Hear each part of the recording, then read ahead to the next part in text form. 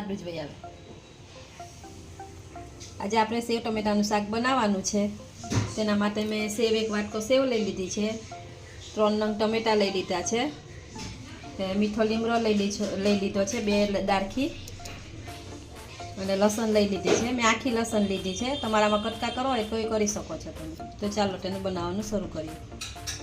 તેલ આપણે ગરમ કરી લીધું છે, 3-4 ચમચી તેલ લઈ લીધું છે મેં. હવે 1 ચમચી રાઈ લઈ લેશું.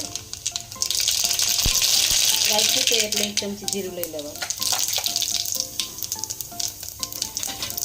લસણ લઈ લેવાની આખી લીધી છે. લસણ થોડીક લાલ થઈ જાય એટલે આપણે લીમડો લઈ લઈશું. અડધી ચમચી હિંગ લઈ લઈશું. આ ચડી જાય બધું એટલે આપણે ટમેટા લઈ લઈશું. આપણે એમાં મસાલા કરી લઈશું. 1 ચમચી મીઠું,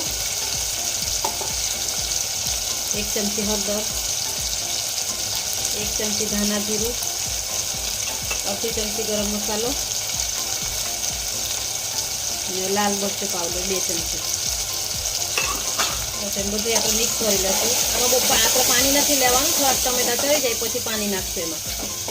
જીરાત આપણે ચડાવી લેવાના ટમેટા, તો ચડી જાય એટલે તમને બતાવીશું. તો ચેક કરી લઈએ આપણે.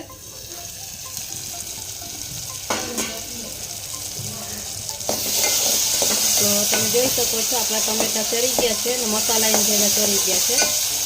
તો આપણે મારો પાણી લઈ લઈશું. પાણી તમારે જેટલું રસું કરવું હોય એ પ્રમાણે લઈ લેવાનું. મેં 1 ગ્લાસ લીધું છે, કેમ કે આપણે સેવ નાખશું તો એ થોડીક સેવ એ પાણી ચૂસી લેશે. પાણી ઉકળે એટલે આપણે સેવ નાખી દઈશું એમ. તો આપણે આ પાણી ઉકળી ગયું છે, તેમાં આપણે સેવ લઈ લેશું. હલાવી લેશું રીતના. અને તો તૈયાર છે. આપણે ગેસને બંધ કરી દીધો છે. ઉપરથી આપણે થોડાક ધાણા લઈ લેશું. હવે તો તૈયાર છે આપણું સેવ ટમેટાનું શાક. આ ખાલી 10 જ મિનિટમાં થઈ જાય છે. જે તમે જમવા બેસો તે તમે બનાવી લેવાનું. આ રીતના ટમેટા પહેલાં ચરી જાય એ રીતે કરી લેવાના. પછી તમે સેવ પાછળથી નાખો તોય ચાલશે. આ રીતના કરી લેવાનું. તો આ તમને સેવ ટમેટાનું શાક કેવું લાગ્યું તે કોમેન્ટ કરીને મને જણાવજો. અને આ વિડીયો ગમ્યો હોય તો લાઈક અને શેર કરી દેજો.